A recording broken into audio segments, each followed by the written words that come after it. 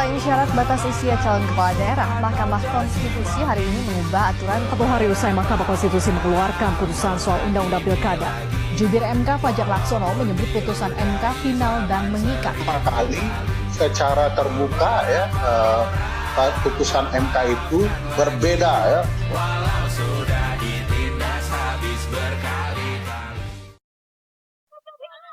Halo teman-teman, Assalamualaikum warahmatullahi wabarakatuh.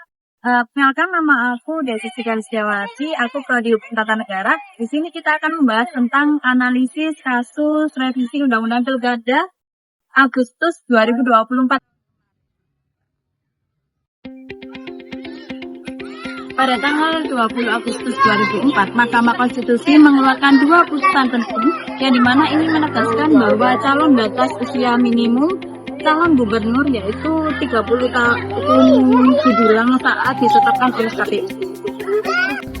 Hal ini mengakibatkan respon DPR yang sangat kontroversial, sehingga menimbulkan adanya gerakan rakyat yang dinamakan dengan Darurat Indonesia.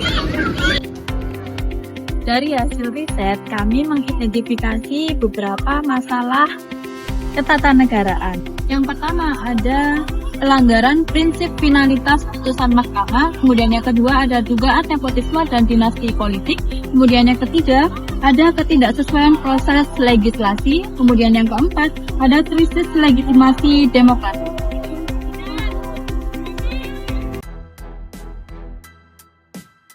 Mahkamah Agung mengabulkan gugatan Ketua Umum Partai Garuda, Ahmad Ridho Sabana, soal batas usia calon kepala daerah. Hal itu tertuang dalam putusan nomor 23P/HUN/2024 oleh Majelis Hakim pada Rabu 29 Mei 2024. Perkara tersebut masuk ke Mahkamah Agung pada 23 April 2024. Tanggal dibahasnya 27 Mei 2024 dan tanggal putusan di 29 Mei 2024. Dalam amar putusan, Mahkamah Agung mengubah ketentuan dari yang sebelumnya calon gubernur dan wakil gubernur berusia 30 tahun terhitung sejak penetapan pasangan calon menjadi setelah pelantikan calon. Dengan demikian, Kaisang Pangarep sudah bisa nyalon gubernur. Berdasarkan analisis penggunaan hadis-hadis hukum tata negara, yang pertama adalah tentang hadis ketaatan kepada ulil amri.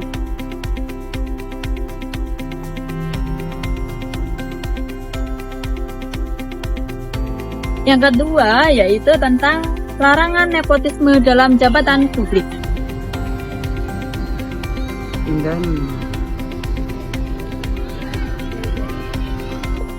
Yang ketiga ada hadis tentang larangan mengutamakan kerabat dalam urusan publik.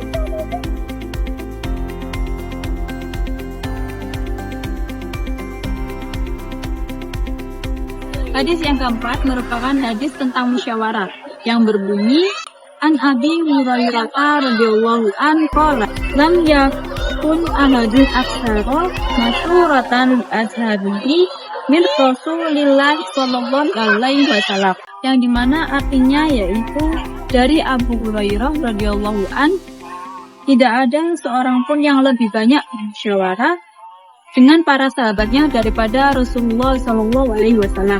Hadis riwayat Tirmidzi.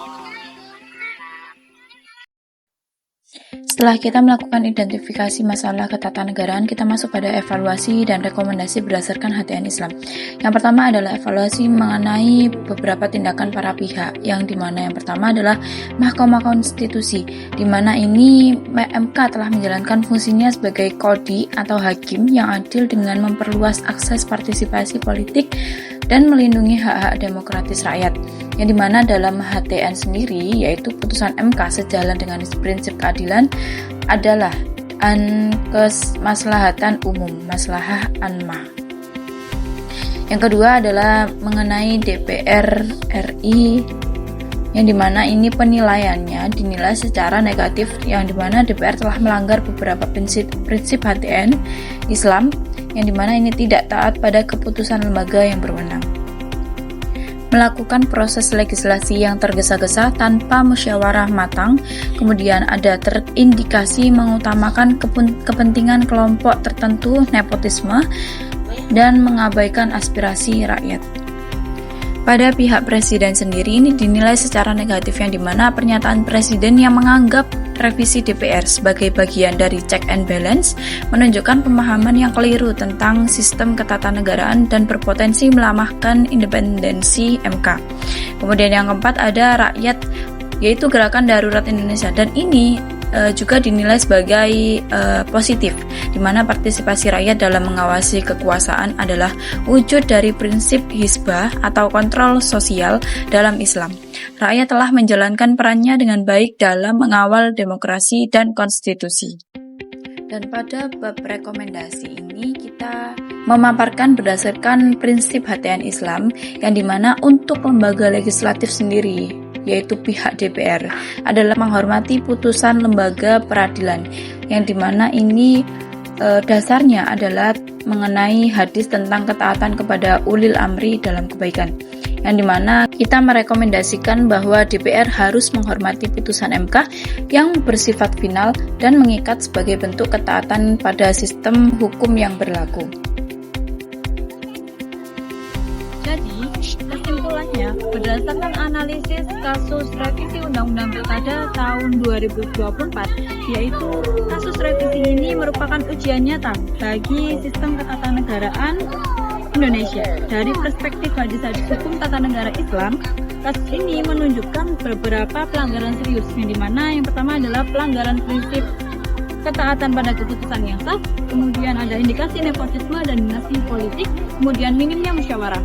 Hal ini teman-teman memberikan hikmah pelajaran, yaitu beberapa dari perspektif hadis HTN Islam, yang dimana sistem check and balance bukan berarti saling mengabaikan, tapi saling menghormati dalam koridor konstitusi. Kemudian yang kedua, ada keadilan harus ditegakkan tanpa pandang bulu, termasuk kepada keluarga penguasa. Kemudian yang ketiga, ada jabatan adalah amanah, bukan alat untuk kepentingan pribadi atau kelompok. Kemudian yang keempat, ada partisipasi rakyat adalah kunci dalam menjaga demokrasi dan mencegah penyalahgunaan kekuasaan. Sekian, terima kasih. Assalamualaikum warahmatullahi wabarakatuh.